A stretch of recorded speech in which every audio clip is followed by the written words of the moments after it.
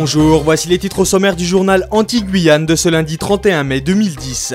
En Guadeloupe, un séminaire international sur les enjeux du plan Anti-Guyane athlétisme était organisé ce lundi à l'hôtel de région afin de cerner les défis à relever pour redynamiser la discipline et assurer la réussite des athlètes antillais-guyanais. En Martinique, les électeurs seront rappelés aux urnes dimanche prochain pour les cantonales partielles, excepté au Lorrain, où Guy Annonay a remporté sa place au Conseil général dès le premier tour. En Guyane, il y a bientôt un an que les travaux d'extension du centre hospitalier André Rosemont sont en cours.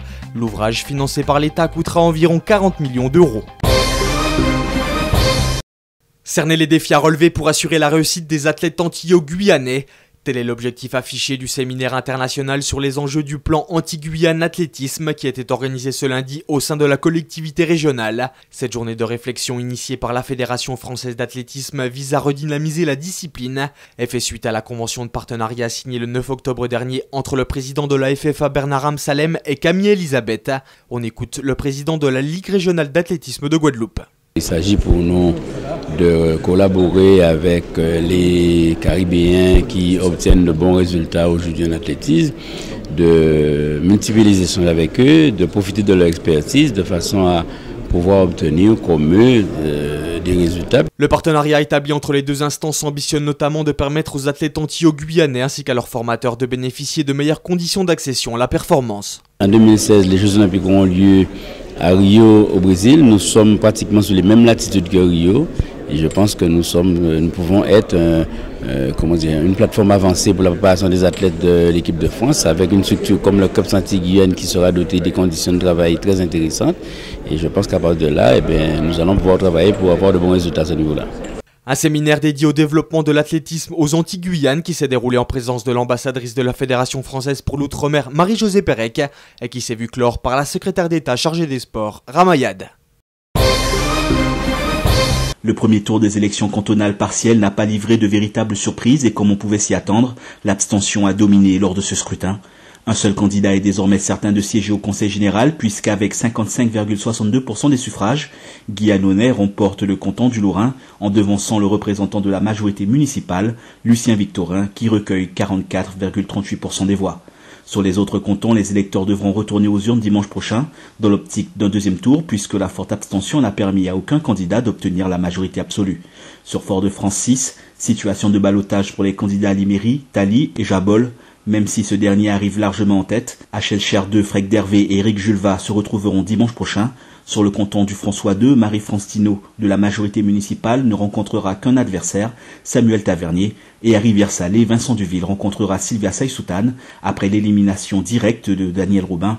Dans les 4 cantons, la campagne électorale est donc relancée.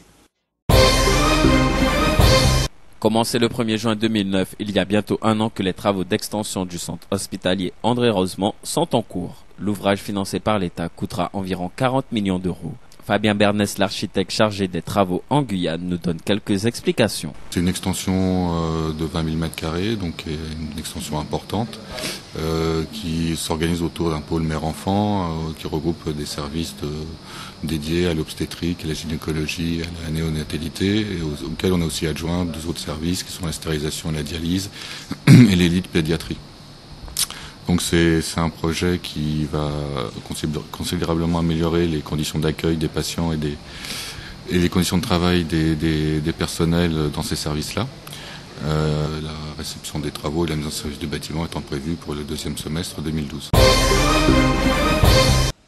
Le moment est venu pour plus de 230 000 contribuables martiniquais de déclarer le revenu de 2009 et comme chaque année, l'affluence devrait être de mise au centre des impôts puisque ceux qui optent pour la déclaration papier ont jusqu'à ce soir minuit pour le faire. Sur Internet, un sursis est accordé jusqu'au 24 juin prochain, d'autant plus que la télédéclaration recueille un vrai succès.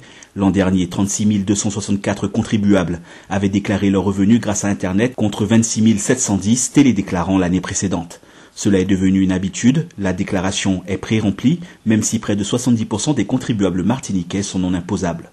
Coup de chapeau pour notre île, où la remise de la déclaration dans les délais semble constituer une particularité. 96% des contribuables remettent en effet leurs éléments à temps. Avec les impôts sur le revenu perçus en 2009, ce sont tout de même plus de 118 millions d'euros qui ont été versés dans les caisses de l'État. La route qui mène à la zone industrielle Terca est en travaux. Les clients et les employés des commerces de la zone pourront enfin emprunter cette voie. Les travaux qui ont commencé ce week-end devraient durer une semaine. Il faut savoir qu'il est tombé en Guyane de très fortes précipitations depuis le mois d'avril. La zone Terka est située non loin des zones inondables où vivent de nombreuses familles installées de manière sauvage.